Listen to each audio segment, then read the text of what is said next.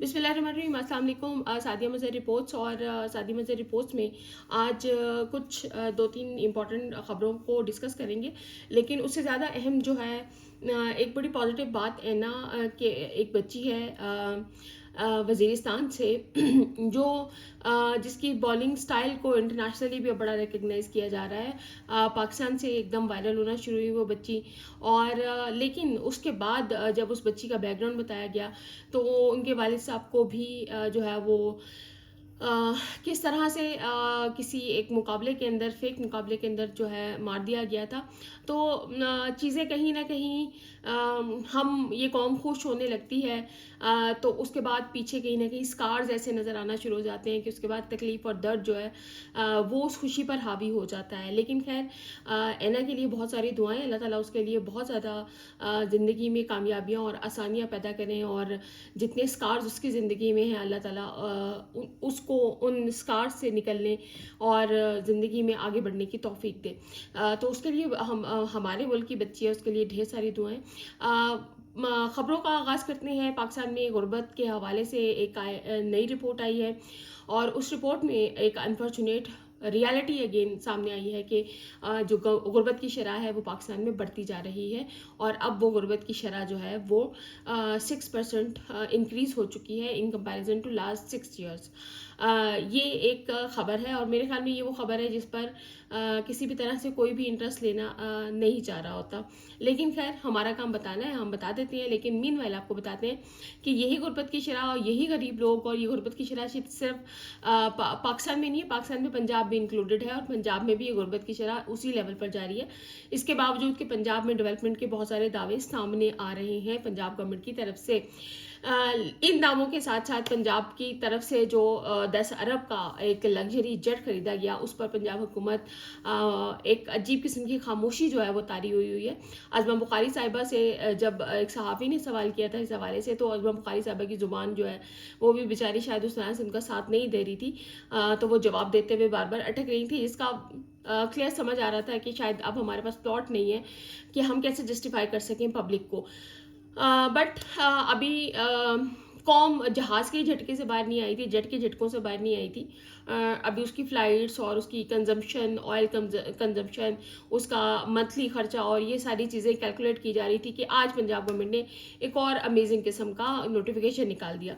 उस नोटिफिकेशन के मुताबिक कि पंजाब में जो लग्जरी गाड़ियाँ, सरकारी गाड़ियाँ और महदूद पेट्रोल का एक नोटिफिकेशन निकाला है। अफसर शाही के लिए नई ट्रांसपोर्ट पॉलिसी जारी की गई है। चीफ सेक्रेटरी और आईजी पंजाब जो हैं वो 1800, 2800 और 2700 सीसी की गाड़ियां इस्तेमाल करेंगे ट्रांसपोर्ट पॉलिसी के मुताबिक। नोटिफिकेशन के मुताबिक चीफ सेक्रेटरी और आईजी पंजाब 3 सरकारी गाड़ियां अपने इस्तेमाल में रख सकेंगे, जिनमें चीफ सेक्रेटरी और आईजी पंजाब 1800, 2800, 2700 सीसी की गाड़ियां इस्तेमाल करेंगे। नोटिफिकेशन में बताया गया है कि चीफ सेक्रेटरी और आईजी पुलिस की 2 गाड़ियों के लिए हर माह 800 लीटर पेट्रोल मिलेगा। चीफ सेक्रेटरी और आईजी पंजाब की 2700 सीसी गाड़ी के पेट्रोल की कोई हद मुकर्रर नहीं है, जबकि पहले चीफ सेक्रेटरी और एडिशनल जो चीफ सेक्रेटरी पंजाब है वो 1300 और 1600 सीसी गाड़ियाँ रखने के मजाज थे और चीफ सेक्रेटरी और एडिशनल चीफ सेक्रेटरी को ड्यूटी पर गाड़ी के लिए 200 लीटर पेट्रोल जो था वो माहाना मिलता था। लेकिन अब क्या ख़ास किस्म का नोटिफिकेशन निकाला गया है। नोटिफिकेशन के मुताबिक ग्रेड 20, 21 और 22 अफसरान में सेक्रेटरी 2800 और 1800 सीसी इंजन की 2 गाड़ियां इस्तेमाल कर सकेंगे। ग्रेड 22 और 21 के अफसरान ज़ाती इस्तेमाल के लिए भी 200 लीटर और सरकारी इस्तेमाल के लिए लामहदूद पेट्रोल इस्तेमाल करेंगे। पुरानी पॉलिसी के तहत इंतजामी सेक्रेटरी पंजाब 1300 सीसी गाड़ी और 200 लीटर पेट्रोल हर माह इस्तेमाल कर सकते थे। अच्छा, नोटिफिकेशन के मुताबिक ग्रेड 19 और 20 के स्पेशल सेक्रेटरी और डीआईजी 1600 सीसी गाड़ियां और 250 लीटर पेट्रोल हर माह इस्तेमाल करेंगे, जबकि पुरानी पॉलिसी के तहत ये अफसरान 1000 और 1300 सीसी गाड़ियों और 175 लीटर पेट्रोल ہر ماہ استعمال کر سکتے تھے۔ اس کے علاوہ گریڈ 19 کے ایڈیشنل سیکٹری 1600 سی سی گاڑیاں اور 200 لیٹر پیٹرول ہر ماہ استعمال کریں گے۔ پرانی پالیسی کے تحت یہ افسران 175 لیٹر پیٹرول ہر ماہ استعمال کر سکتے تھے۔ گریڈ 18 میں ڈپٹی سیکٹری 1500 سی سی گاڑی کے لیے 175 لیٹر پیٹرول استعمال کرے گا۔ پرانی پالیسی کے تحت ڈپٹی سیکٹری 1000 سی سی گاڑی اور 150 لیٹر تک پیٹرول ہر ماہ استعمال کر سکتا تھا۔ یہ نوٹیفیکیشن جو ہے پنجاب میں وزراء کے اسٹاف افیسر 1300 سی سی گاڑیوں اور 125 لیٹر پیٹرول ہر ماہ استعمال کر سکیں گے۔ یہ اس جو نوٹیفیکیشن ہے اس میں بتایا گیا ہے۔ تو یہ وہ لشپش ہے۔ ہم ابھی سی ایم صاحبہ کے جو جیٹ کے حوالے سے ہی بات کر رہے تھے، تو ابھی جو بندر باٹ ہے چیزوں کی اور بجٹ کی اور پیسوں کی پنجاب میں، وہ not only just C M house تک ہی محدود ہے، وہ اوور آل پورے پنجاب میں پھیلتی جا رہی ہے۔ اب یہاں پر ایک بہت امپورٹنٹ کوشچن یہ ہے کہ پنجاب میں انہوں نے رائٹ ٹو انفارمیشن لا کو بالکل ان ایکٹیو کر دیا۔ اپنی مرضی کے وہاں پر کمشنر لگا دیے گئے۔ میں نے RTI کے ذریعے سے درخواست ڈالی تو پنجاب میں ID کارڈ کی پابندی نہیں ہے، لیکن انہوں نے مجھے پاکستان کا شہری ہی ڈکلیئر نہیں کیا، اور وہ نہ کرتے ہوئے اس کے باوجود کہ میں اپنے ID کارڈ کی جو نمبر ہے وہ ان کو دے چکی تھی، لیکن انہوں نے اسٹل کہا کہ آپ اپنی شہریت جو ہے وہی ثابت نہیں کر سکی، اس لیے آپ کو ڈیٹا نہیں ملے گا۔ میرے لیے ایک کوشچنیبل یہاں پر بات یہ ہے کہ ایسا کیا ہوا کہ پنجاب کی اتنی بڑی بڑی رپورٹس اچانک سامنے آنا شروع ہو گئیں؟ کیا وہ تجزیہ کار اور وہ سینئر لوگ جو کہیں کہا کرتے تھے کہ پنجاب سے جو بڑے لوگ ہیں یا پاور ہاؤسز ہیں وہ اس طرح سے خوش نہیں ہیں، کیا یہ اس کی ایک ریزن ہو سکتی ہے؟ جو پرسنل جیٹ خریدنے کی خبر ہے، یہ جس سورس کے ذریعے سے باہر آئی، اس سورس کا بھی پاور ہاؤسز کے ساتھ ڈائریکٹ ایک اسٹرانگ ریلیشن شپ سمجھ میں آتا ہے۔ تو چیزیں کہیں نہ کہیں کیا انٹر کنیکٹ کر رہی ہیں؟ کیا اچانک سے قومی حکومت کا بیانیہ سامنے آیا، یا یہ سب چیزیں لنکڈ ہوتی ہوئی نظر آ رہی ہیں؟ زرداری صاحب کی خاموشی اتنی لمبی خاموشی اچانک سے ختم ہوئی، اور اچانک سے بمبارڈمنٹ جو ہے وہ عمران خان کے اوپر ہونا شروع ہو گئی۔ عمران خان کی ہیلتھ کو لے کر کتنی کانسپیرنسیز چلنا شروع ہوئی، اور اس کے بعد اچانک سے دھرنے کا ختم ہو جانا، وہ جو ایک ہائپ بنی تھی، اور اس کے بعد اب اگین 25 تاریخ دے دی گئی ہے خان صاحب کے دوسرے جو انجیکشن ہے اس کے حوالے سے۔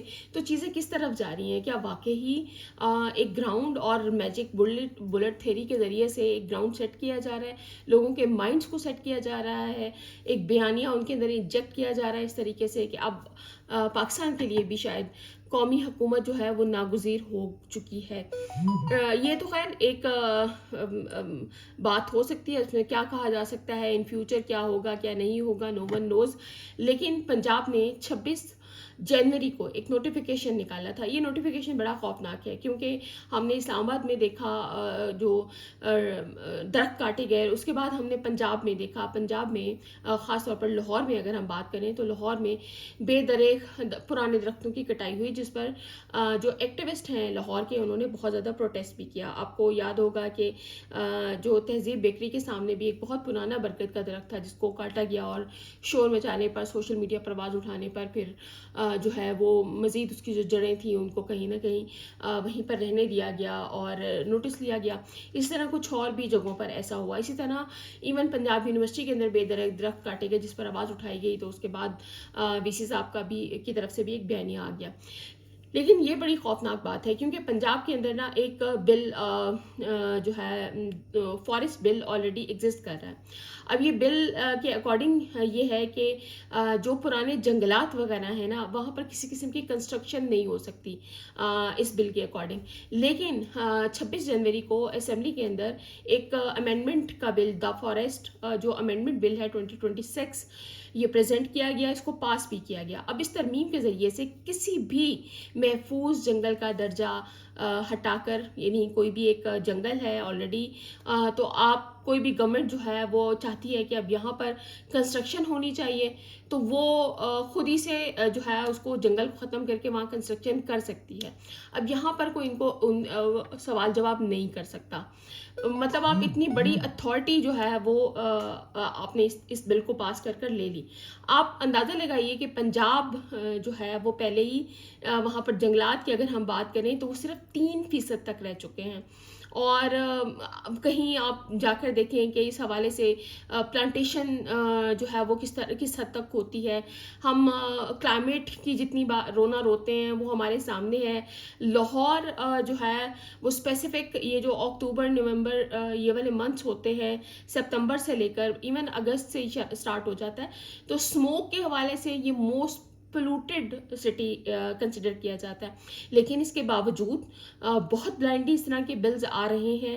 اور اس میں ایک انفارچونیٹ بات اور حیران کن بات یہ رہی کہ فارسٹ ڈپارٹمنٹ کی طرف سے یہ بات واضح کی گئی کہ یہ جو بل ہے یہ فارسٹ ڈپارٹمنٹ کی طرف سے نہیں آیا. کیونکہ یہ دیکھیں نا دا فارسٹ بل ہے امینڈمنٹ بل ہے تو اسپیسیفک ڈپارٹمنٹ کی طرف سے آنا چاہیے. لیکن یہ بل جو ہے مائنز اینڈ منرلس جو ڈپارٹمنٹ ہے ان کی طرف سے اسمبلی میں اس کو پٹ کیا گیا تھا.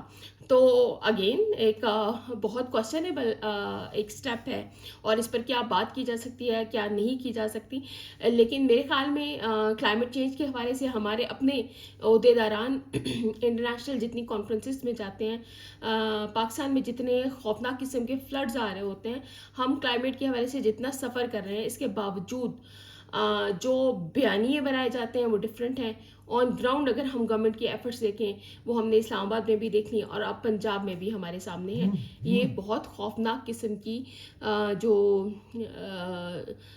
سٹیپس ہیں جو گورنمنٹ کی طرف سے لیے جا رہے ہیں اور کہیں نہ کہیں ہماری اپنی زمین کی زرخیزی کو ختم کر کر گرینری کو ختم کر کر ہمیں شاید ایک بہت خوفناک قسم کے انوائرمنٹ کے اندر جھونکنے والے یہ وہ سٹیپس ہیں. یہ تھا آج تک کا ہمارا سعدیہ مظہر رپورٹس. انشاءاللہ کل آپ کے ساتھ پھر ملاقات ہوگی. اللہ حافظ.